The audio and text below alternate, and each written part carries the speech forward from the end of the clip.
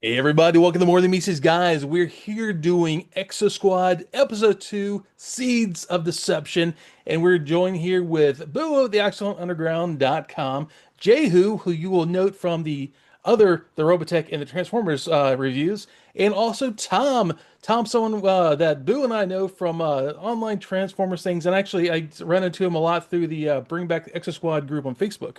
Nice little group, they're really cool. And I know Tom, you've also done some art for their exclusive content from Exosquad Archives. Yeah. One day, I think I posted like a little drawing I did in the Facebook group, Hmm. and Kevin from the Exo Squad archive. Uh, I don't think he like actually asked me if I wanted to do anything, but it was something like, "Hey, could you look at this and clean this up? Is that possible? Could you color this?" I was like, "I could do that. Sure, why not?" And that just rolled. Like one day, I think I was like, "Hey, look, I drew a picture. I finished it." He was like, "You wanna draw something for the old Exo Squad archive?" And I was like, "Yes." Yes, I do. Like like not to poo poo the archive, but there's like probably 1,000 active Exo Squad fans left in the world, and I was just like, please, may I please just be a small part of your world? I like that the voice you did for him was wearing a trench coat. Yeah, It no, was a very shady No, voice. and it was anybody who comes at me with an offer is immediately like Al Capone. I think this time was like three kids in a trench coat trying to talk real like low and gravelly. It's No, like a combiner. we have, but actually, I think it's kind of cool because Exo Squad fans, I think they're definitely out there. You see a lot of people going, "Oh God, you remember this amazing cartoon that was really it was written for adults, but it was shown as a cartoon." And it's the kind of reaction I'm starting to get is very much like the reactions that GoBots fans were giving us when we did GoBots episodes. Like, "Oh my God, someone cares! Oh, you're doing this. What else are Right. you gonna do?" So yeah, it's kind of cool that it helps bring out some of the fans who think no one really cares about them anymore. It's like Transformers is a huge franchise, and Right. it has this obviously gigantic resurgence when the 2007 movie, one of the best movies, I think you would agree here, Jehu. There's I'll You're aside. trying to get me to betray my stick of my other podcast. Yeah, Jehu works on a podcast with two of the guys called Real Phonies, Phonies, and Reelphonies, and their the whole thing is you compare it, is it better or worse than Transformers? Yeah, the premise is that Michael Bay's Transformers is the horizon. It is neither good nor bad. So anything that is better than it is good, and anything that's worse than it is bad. It's real bad. So yeah, I always I love that comparison, but really I think the Exo Squad community, as I put the episode in the Bring Back Exo Squad group, which is a cool group, really nice, excited fans in there. They've kind of like they've a lot of good reactions from that, and it's really kind of cool to be able to, you know, I wouldn't say I'm arrogantly enough to lift up something, but bring attention to something in like a small part or whatever. I just hope people enjoy it. I as I said in that last episode, I didn't watch this show as Oh, it was it's happening. Tom. Did it! All Oh, right, there. huzzah! He lives. Right on. He's wearing the Hey, shirt and everything. yeah. You know what? That's why I didn't stop. I was like, I put on this shirt. You're gonna see it. So I yeah, mean, yeah, if you put on a special shirt, you Nice. got to make the yeah. camera work. It's like church. Yeah. Where did you even get that? Well, I got it. You know what? I'm glad you asked that. I got it from the Exo Squad archive. Oh, there you go. They have a lot of cool They like have they have they have very many shirts made by I'm a Teespring. I don't really know actually, but yeah. yeah, you get going. I know they Nice. actually do a lot of cool little things. Like they'll do accessory packs. So like remember the GI Joe accessory packs? You'd have like backpacks and guns and stuff. They do that Yeah. for Exo Squad figures. They do like pins you can put on bags and things like that. Really kind of cool stuff. So Yeah, it's really cool to have like a small group that has constant attention to special characters. And yeah, I've seen some really cool shirts. They probably came from somewhere along the archive. it's kind of Uh, like oh, I'm sorry. no, go ahead. It's kind of like I'm assuming since I'm looking at the background back there, you may be familiar with this. Uh, yeah. There was a point where like I guess it was during the movies maybe where there was a lull in Generation One themed stuff. Right. Yeah. And that's what we were sold the story like, no, this is gonna rise all boats. We'll all get G1 stuff back, blah blah blah blah. But there was a time where it was like, I really could use some. And Right. that's where like the third party stuff really started to like blow up, which I think the beginning, like the first one I think we ever saw was like that Ultra Magnus like set that you could put on your classic Optimus, stuff Yeah. like that. The Right. Cliff Jumper head. I Yeah. think it was like it's probably classics. I guess that was around the time. Yeah. And like it's always I always like really like that like there was a group within the fan group who was like, no, we need something that we think we want. You know, Right. like no, we understand what the pulse is here and we're Mm. going to make it. Like G.I. Joe never really They didn't have a got problem with that. that. I think. Yeah, like there's a few. There's like two Mhm. or three out now who's like trying. I Right. guess you could say Action Force, Valaverse to a certain extent. But even then, I wouldn't say that's like an homage to G.I. Joe. It's just some guy making army toys. Yeah, actually, I know I saw a really cool third party of the classified God, was it the is the thing, the helicopter, the one person helicopter? Oh, the That Fang. the Yeah, yeah, yeah. Yeah. Yeah, I saw a nice third party version of that because they haven't really put one out for classified. And dude, it's one of my favorite vehicles from G.I. Joe. I love it. It's so stupid. A guy sitting in an open cockpit flying a helicopter that's Hey. maybe three times the size he is. And Right. like, But like that's like every toy we grew up with though. Like think of oh yeah. you guys know Dino Riders, of course. Definitely. Like there's just a guy sitting on top of a dinosaur, and you're like, I could definitely get him. Yeah. Like I have a good chance. Exo Squad is almost the same way. They're protected by glass. If I was there, it's the first thing I'm going for. Like with my little punchy arms, I'm like, Yeah. come here, There's come here. actually there's a lot of there's the animation which I don't know if y'all noticed is done by Acom, Yeah. who also did Mutant Ninja Right. Turtles, season three of Transformers. So inconsistent animation a lot. There are so many different takes on different things in the show over this period. Like sometimes they're wearing helmets inside their E-frames. A lot of times they're not. Sometimes they are sitting there flying around, and you see it's like the GI Joe thing. You see a missile coming at them, and the helmet pops on, and like, all right, I'm gonna go for a ride. And it never is consistent. It runs all over the place. Maybe I may be thinking of another show, but wasn't and it had to be in the first season because that's where they're thinking of stuff like this. But wasn't there like a point in one of the episodes of Exo Squad where like a helmet lowers down onto his head while he's in the cockpit of an E frame or something like that? Yeah, I I think I so. I have that in my head. I could we just like where'd that how'd that happen? Yeah, Right. it could have been season two. Season two was a junk drawer of ideas. So, Yeah, but the great overall storyline. But you're like, watch this episode, like, what the hell is going on? What the Smurf is going on here? yeah. Hey, And easy, it's a easy. random thing. There's like Little hockey horror stick. episodes, like Flesh Crawls. There's just one-off episodes that don't really add to the story, but they kind of do. So yeah, Exo Squad is consistently inconsistent, but and in a lot of ways it's like Robotech. Some episodes are garbage animation, and some episodes are the best animation you've ever seen. Right. Oh, they spent the rest of their budget of season two on the miniseries to end the show because there are some episodes that look like straight up amazing Gundam level animation on like E-frames. I'm thinking one right now. I don't know if you remember this time where you see Bronsky crashing onto the White House. Yes, Dude, yeah, I know where the AA guns are shooting at him, and like oh you kind of yeah, see a close up of his face at one point. he's like, It's like really ah, hyper deep. Yes, yeah, dude, yeah. that's weird. It's one That's of the weird. favorite scenes of the show. It is Yes, so beautifully animated. So yeah, that's the thing. Sorry, you guys, for spoilers for season two, if we can get that. yeah. Just edit But that you'll out. understand the reason why. So yeah, and I love that about Exo Squad. But anyways, probably should get into the episode a bit here. So this is Seeds of Deception, and Ooh. Which, hey, great title. oh, the titles Not of this are fantastic. not Season as one, metal as your average Transformer title, but sort of like a sexy post-punk sort of title. Like I could. the season one is such a tight series of episodes, Mhm. and every title is a banger. Um, Right. yeah, and like Betrayal, Seeds of Deception, Blitzkrieg, things like that. Like these are like old Metallica songs. Right. It's the Blitzkrieg thing that threw me there.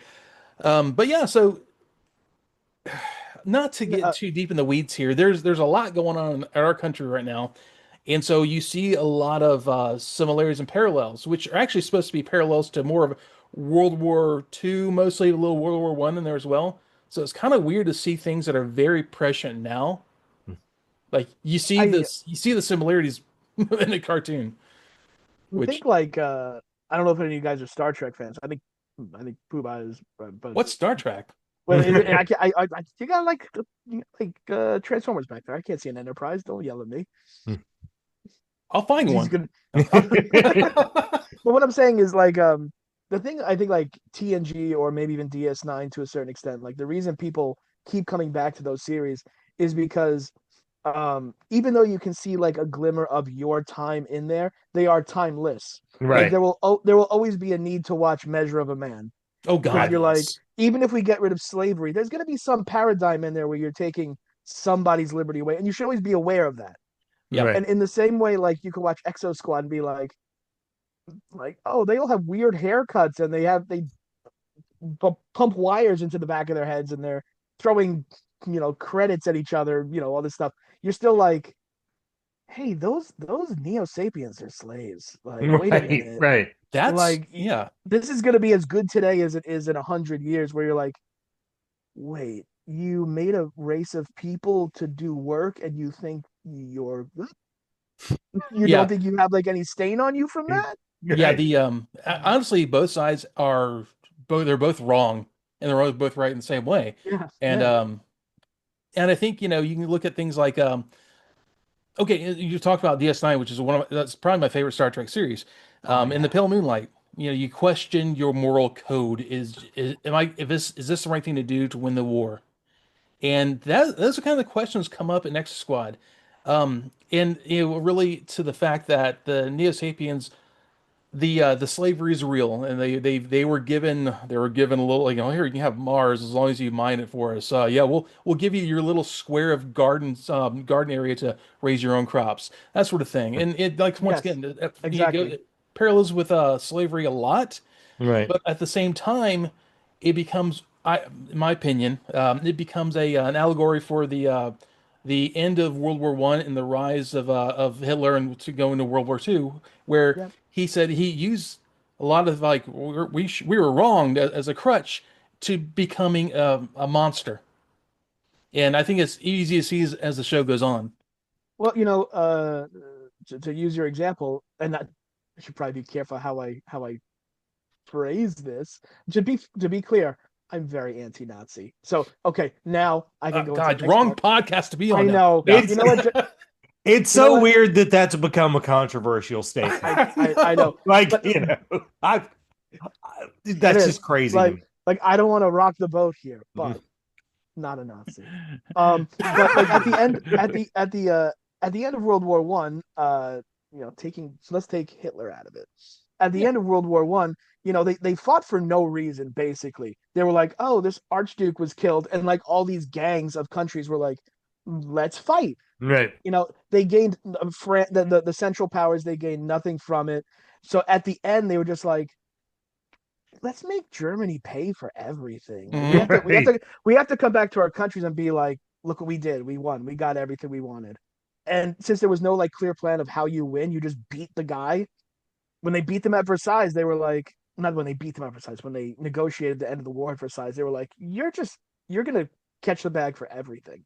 Yeah. And Germany was like, Hmm. ooh, that's gonna set us back a while. They were like, we Yeah. don't we don't give a care. We don't give a care. It's on you. And Yep. so that's why Germany for like 30 years was like, oh, just you goddamn wait. Yeah. Just you you.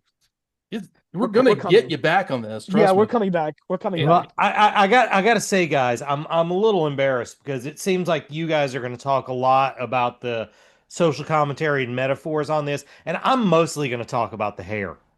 Hey, that is The completely hair is fair. so crazy in this. Cyberpunk hair in this I'm taken world. aback so many times in this by the hair. There's some good ones in this episode, actually. There's some Oh, great ones. definitely. Yeah, we'll get to it, but there's one that is going to be hard to top. Oh, there. Wait, Okay, just you okay. Oh, you wait. know what? I I want to write it down and guess it. Like, what? Okay, can I ask what am I saying? Oh. can I ask what scene it is? Like, can I say what scene it is? And if I'm right, you say yeah. If I'm wrong, you Tell say me no. what scene, and I'll tell you. Okay, yeah. I don't know why. I'm like so excited. I jumbled over myself.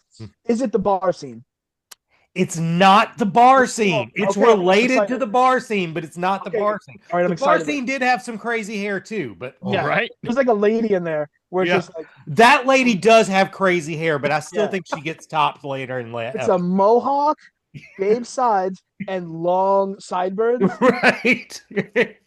I mean, if Just you've ever like, been to a punk show, you're going to see that. So it's not really no, a. Right. I was down with it. I was like, this show is so progressive. Right. It really is. It's Nobody yeah. nobody has like a oh you can set your watch for that sideburn. Like no, none of that. They're just like crazy. No, and by all means, like me and Tom are the rabid fans here, and you guys are not because that's kind of the whole shtick of our shows we do. And Yeah, yeah, yeah. I definitely want to keep you guys talking in this. Boo went silent, so I guess he's done. Oh no, I'm I'm kidding. just I'm kidding. Yeah, and I'm sorry. Like I apologize. Like I don't like who gets to talk about Exo Squad. So if I oh no, you guys have fun. if I babble too much, just be like, just give me like one of these. Dude, Right. Like it was like 2 years ago. I mentioned to Ed, who we do Transformers episodes with, and I'm like, dude, okay, we'll do Robotech for you. And when we started doing Robotech, I'm like, I just want to do Exo Squad eventually. And I love Robotech too. Like oh yeah, Robotech's fantastic as well. And they kind of feel along the same ways, like a story of liberation, a story of being, I don't know, pushed down or and how you recover. And there's a lot of similarities there. But this was, this is called the Western anime of the '90s for a good reason because it had those higher end stories. But I think mhm. Oh, go I think ahead. the one thing Exo Squad probably was missing in retrospect now is a lady singing to the Neo Sapiens Freaking Minmay, and dude. and confusing them to the point that they managed to kill the leader. I think that's what happened, right? Like, didn't they get to I like, have. It's been years since I've watched the whole show of yeah, Robotech, but I remember they're all in there, and of course then when Rick and Lisa kiss, we're like oh, and when there's ah, singing going on, yeah, which I actually watched Macross Plus recently, and same vibe, but just cooler animation. Um, so yeah, well, the idea that you have Lin Min May, who's the worst character in the entire show, yeah, period, in the story, the Rick, I most love spoiled you. brat. Um, Oh, she's the linchpin of the entire show somehow. I will say that, watching this Japanese, show, and again, I'm very unfamiliar with it, but the one character, I'm still learning the names too, but the one character with the teddy bear who's always Nora giving, Burns. Yep. yeah, I during this episode, at one point I said, this chick better not start singing. No, no, no. She becomes her own Mary Sue in a different way, but she Okay. does have a let's get Disney into it. princess vibe to her. Yeah, Yeah. now you think Yeah, I about can it. see it. So yeah, we get back into the space battle. We left off like the cliffhanger of episode one, and it's one of those battles where it was going a lot worse than the last episode. And it's like this episode they're kind of finding each other, reforming, and they're kind of all right. We got this. They're just pirates, guys. And I will say that the pirate ships are my favorite ships Yeah, because very cool design. it reminds me of ships from God, I'm blanking on the Babylon 5. Right. Yeah. So it has some very like The Expanse or Buck Rogers a little too. They have these weird, funky, futuristic space ships, and they were painted all really cool, and I What was dig that. what was that show? I think you guys mentioned it last time. Space Above and Beyond with the Yeah. Hammerhead Hmm. fighters. Yeah. They're like that, where they're like slooped forward and kind of Yeah. like, It's Yeah, that's what it fantastic. reminded me of as well. So oh, yeah, cool. they a big fan of the pirate vessels. They just look cool. They look different enough. Like every ship faction has a certain look to them. As we'll get into probably in episode 3 or 4 when they go, you see Neo Sapien cruisers and such. But so the Exo fleet has a very squared off, blocky design. They look like kind of. I don't know. I don't know if y'all watched Firefly at all. They have like the very Yeah. much Yeah. like the official, the almost like the I'm blanking on the name of the Alliance. alliance, yeah, where the alliance ships, I mean essentially the huge ships are like flying skyscraper ship things. They're very blocky, they're very utilitarian, Right. and all the cool ships are all everyone else.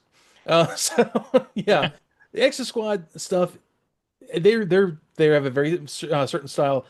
pirates have a really cool style. I mean, you got to have something cool with the pirates besides Simbaka because the pirates are my least favorite part of the show. But they are. I think as you were telling me, Tom, you're like, yeah, and no one likes the pirates, but I love Well, Yeah, Sabaka. I like will say I did like in this episode that to learning that the main pirate is basically a nihilist.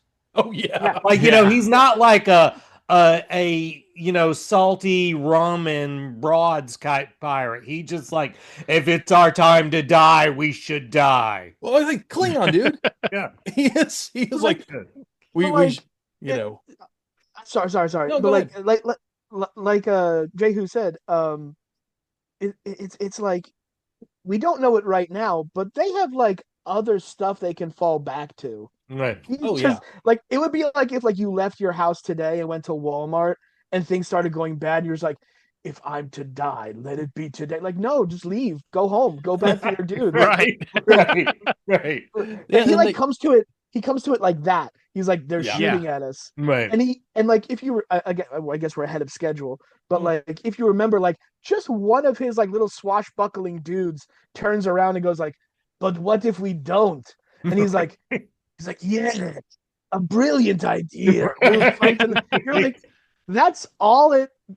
That's what did it for you. And I think, again, we may be jumping the gun, but like every every faction has like a certain characteristic. Terrans are Terrans like us. Neo Sapiens are more like organized and orderly minded. They don't understand chaos, and they're like, Vulcans. why Right. would you do this? And I think the pirates, because they're out in the on the fringes, the frontier. They're Yeah, kind of like to use a maybe an example to Firefly. They're like the Reavers, where they're Right. just screwing around and being weird and gross out there in on Saturn. I don't know. Yeah, they're pure Enceladus. chaos. Yeah, they're just like there's like let's be crazy out here. Let's just turn the lights out. I don't know, and Yeah, see what they happens. reminded me of the Belters on The Expanse. Yes, They were I just left started out watching there, that. As a matter of and fact, yeah, they're just like kind of left out there to fend for themselves, and they create like debaucherous space stations where they all kind of have their own law and their own security forces. That's the pirates are like, yeah, we'll create our own clan unit, and we'll have a guy who's run all the clans, and we'll make cool ships. And I mean, as in this episode, they have ships with cloaking devices, dude. yeah, you know what? Okay, if I may again, another thing to draw back to Firefly. If you remember, the Alliance was like, there's no Reavers. There's no, that's just people Right. being jerks out in space. There's no Reavers. There never have been Reavers. Then the movie comes along, it's like, oh, Reavers. But it's almost as I almost feel it's the same thing with the pirates in this show, where they're like, this ragtag band of criminals, we'll get rid of them, and then they're like, oh, we have stealth fighters. Right. What are you talking? What? Yeah, Because and like the Exo fleet probably did such a good job of being like, those are dudes on the fringes. It was a golden age for all mankind. We got all this squared away. Don't worry about them. If we want them, we'll mop them up. Actually, matter of fact, let's go. Let's go just do it. just go do And it. then like, yeah, and then they're like, oh, we've been building an entire society ready to fight you. Like, oh, okay. Yeah, and You like know, so. I hope Well, no Neo Sapiens attack us. There would be a bad time for this. in this battle, we also get a part where Bronsky, who is Wolverine, if Wolverine was the worst at what he does, Yeah. uh, If he got uh, fat somehow. he gets saved by Kaz, the like kid, the like hot shot Yeah. kid, and man, this I'm gonna go real niche for this, but if there's someone out there that this reaches, I'll be happy. He has the exact same hairdo as Simon Gallups, the bass player for The Cure, which is the I craziest could hair in picture The that. Cure. Which, if you know anything about The Cure, that's a high bar. I can picture it. I don't know his name. Yeah, I- it's somehow it's big, spiky, but also a mullet. You know what I'm going for right now? Hold on. Like, it's like this big spiky, almost it looks like fireworks exploding out of the top of his head, but also a mullet. It's how the kids say it's a choice. This is choices. You know what? I'm going to choices. confirm he's right. I'm looking at it right now. He's correct.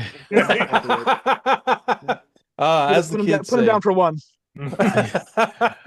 Perfect. what Perfect. caught my But eye was McKenna pulling a Geraldo on the Oh, bridge. dude, I was waiting to talk about that. Yeah, Yeah. yeah, yeah. They're under stress. They're trying. Winfield's up on the bridge trying to coordinate, 20 ships. It's the Sakura.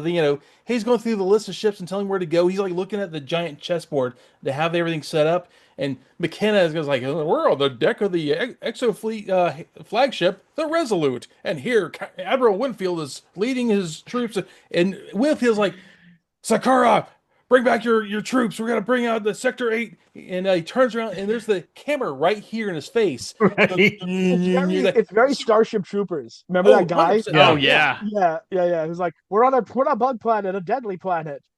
Well, This if only that happened to McKenna, though. Yeah. this, Well, you know this what? The show. funny thing.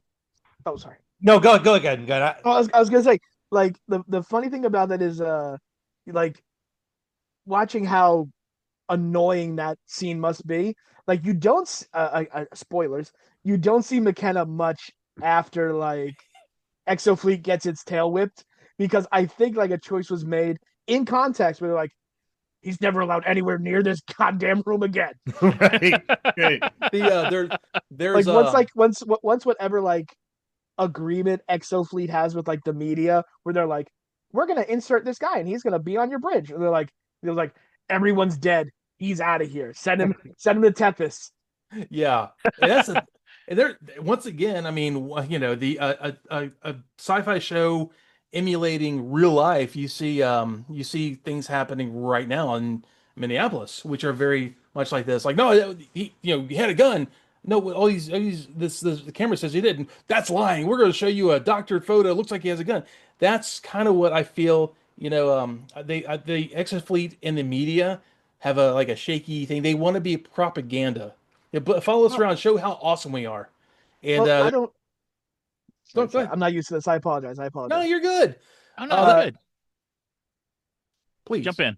Yeah, Okay. we're in no way afraid to talk over each other. Okay, yeah, like Yeah. I said, okay. So like I think like in classic sci-fi ways, like or just referencing history, they're kind of like touching on a they're kind of making Exofleet seem kind of soft, and they exist in this period where like the media can just walk on the bridge and be like, here we are in the brain like the brain trust of the Exofleet, and like nobody really respects them. Like there's a point where civilian in this episode is like, I don't give a care about that Exofleet nonsense on the news.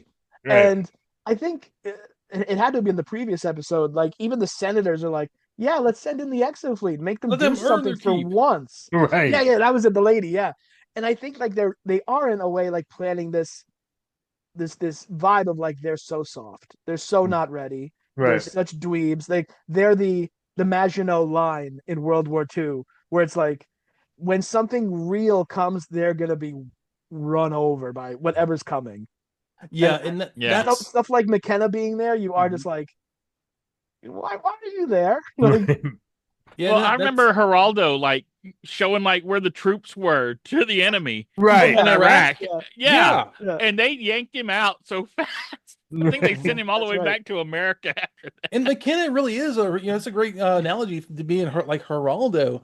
I mean, and he was like, it was almost like shock journalism. You like bring in the front lines. We're gonna get in here in the trenches. We're gonna get in here the troops. That doesn't happen anymore. You have independent journalists, or you have some like guerrilla journalism going on, but that doesn't really happen anymore. Right. They're just like, we're gonna show It's you these probably things. because of Geraldo. Probably Yeah. so. Probably Yeah. so. And that's kind of the cool thing about having McKenna to show. Like, the show really does a good job of showing different aspects of the current world. It world builds without making it sound like with exposition of world building. Mm. And that's kind of the cool thing. Like, even the fact that whoever was doing the storyboarding of this, showing that there's this whole thing going on with the jockeying of leadership in the Exofleet between Captain Marcus, Winfield, and all this, and then Winfield's. I guess Marcus to me is almost like Winfield's Grima Wormtongue. He's like, Right. we should do this. Like, Yeah. well, I don't know. Like tactically, that's like, no, let's just do this, and we can take them all. We're big, strong exofleet. We got all these guns and stuff. We don't need to sit in the E frames.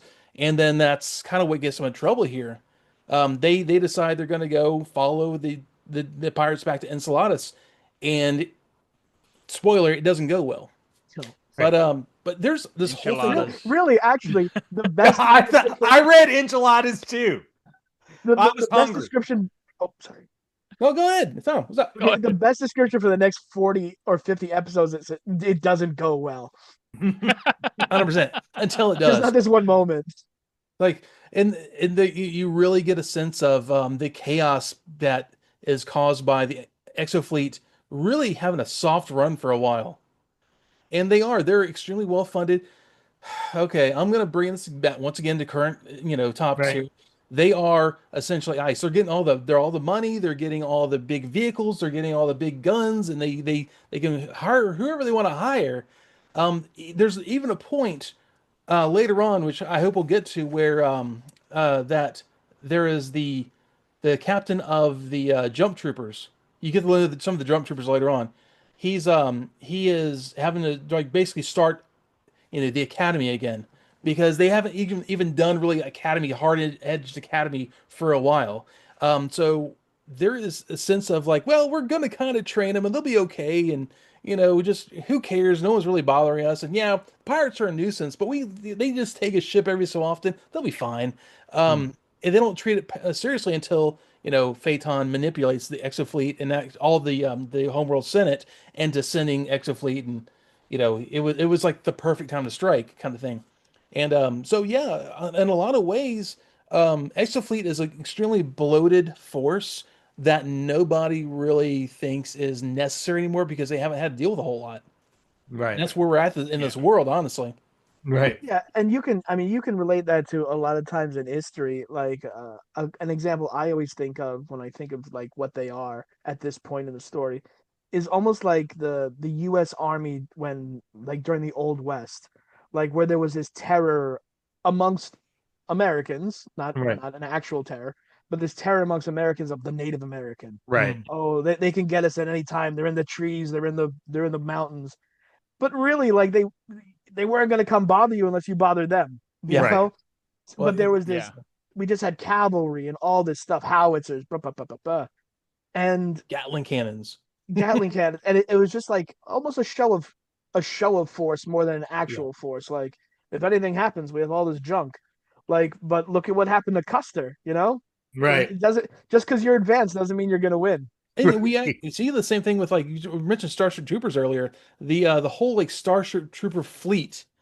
They were like, we're the best there is. We have the best technology. We have the best ships. We're gonna go and just mop up the whole thing with the bug problem. And they get their butts handed to them because they were so arrogant. And I think a lot of the ways Exofleet is just arrogant, and people are like, we don't need to bother with that anymore. We can, let's send them out. Let them go clean up the mess, so we can go on with our lives because it is like a golden age for all mankind. Yeah. We like are. they drank Yeah. No, no, like that's they just drank their own Kool-Aid. Is yeah, basically exactly. yeah. They were And like it's you had it soft for a while. 50 years ago, there was war, and they don't want to go into war again. So that's where we are here. But yeah, well, to move the episode along, because you and I could talk forever about significance of things in this. So So I guess the next thing up is Napier. We hadn't seen him before this, right? Right. no, we have. He's a new character. I think this is why maybe this show like had a hard time catching on because it's pretty complex. It's kind of like watching like Game of Thrones or The Wire or something where they just throw you in the deep end with new characters. That's a great way to put it, honestly. Yeah, and well, I was reading over Jim Sorensen's review of the episode, and he makes a good point. You see, the Able Squad, who is kind of the stars of the show, Right. as a unit. They're Able Squad. They're going to be the Maverick and Iceman of all these guys. They're going to go and Right. be the ones you want to follow. And then they throw Napier in there, who Napier has such a sense of duty Mhm. that's kind of cool to watch. He's likable and unlikable at the same time. Right. I mean, That he makes- definitely. I've started a theory, and I'll see if it pans out over the course of the show. But that if you're kind of racist, you get less cool hair. Because Napier's hair is not great No, it's compared to all these other ones. Isn't that true? Isn't that true in real life? I think that is true, really. Yeah. Right? Like look And at then, look at all the ice adjacent guys. Like look at the sheriff. right. Boring haircut. Look at skinheads. Oh Yeah. yeah, okay, Boring yeah, they went all the way. Right? the So, no, and when Napier goes into the bar and there's the Archie Bunker type guy who's making him turn the channel from the thing he's watching. He actually has cooler hair than Napier because we don't know if he's racist or not. Archie Bunker has cooler hair than Napier. He's got a side cut, so he's definitely not racist. Right. He's then, pro Neo Sapien. Right. That's why he doesn't want to listen about the Exo fleet. He's like, I'm pro pirate. I'm Right. down with them. Right. yeah, and Napier has the lamest drink, the usual, yeah, with a bee chaser complex. Yeah. You know what? He, I had to, and I've always heard it, but finally, like when I watched this episode again, I was like, what the hell is a B complex chaser? And I was like, oh, it's a vitamin. They're just Yeah. drinking vitamins. They're losers. Yeah, they're doing smoothies in there. exactly. Yeah. I was going to say that. If they're going to a Jamba Juice and getting an extra shot in there, and that's Napier. He is What's, boring, but also really good. Napier is 100%. Whoever wrote Napier in this show was like, I want a Shane Black character in this. Like, this guy could be in Die Hard. This guy could be in Lethal Weapon. He's that kind of character. he has a very like, I'm over this already. Right. Yeah. I'm too Right. old for this Smurf. Yeah.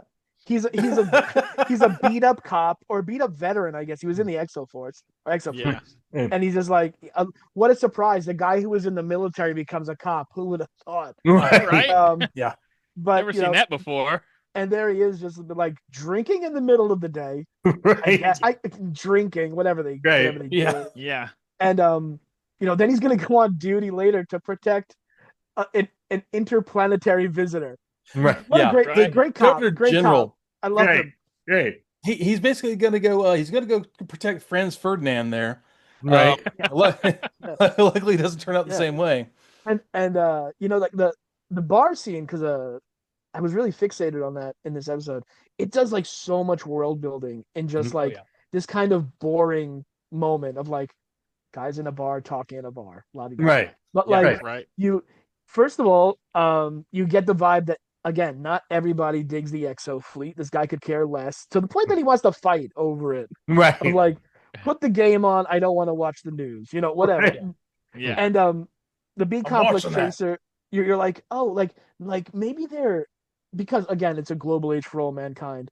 It reminds me of a Demolition Man, where like Yeah. everything was safe, everything was nice. Like the most lurid, the most sleazy thing you can do in the middle of the day is go get a vitamin smoothie. Right. Right. Okay. Like Okay. like Hey. me and my woes. Thank goodness I have this nice drink. I don't know.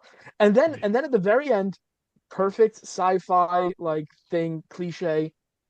He just throws down a bunch of triangles. And it's like, this ought to cover it, fella. And you're like, that's the three seashells. That's Yeah, it. I don't know yeah. how that money works. It's like the old West. They're like, sorry about the mess. Throws out a bunch of random Right. money. All Right. right. 100%. But it's like they never again, spoilers, they never come back to their monetary system where it's just like, here's a bunch of guitar picks that I guess Right. we keep in like a Rubbermaid on our side. Like, My theory of that though is that it's like it becomes like Cobra dollars. Like you can't use regular American dollars anymore. It's gonna be Cobra dollars or Neo Sapien dollars. Right. So yeah, they might as well throw all the monetary system out the door. well, So- I Bottle think caps. people had bigger fish to fry about money when the Neo Sapiens were around. Yeah. They were trading chicken heads. Though continuing on though, like we were talking about, is it right here where the meeting with the mayor of Chicago, Right. Yep. and he is already he is a bootlicker. Yeah. Right. He is Governor Joel Freeton.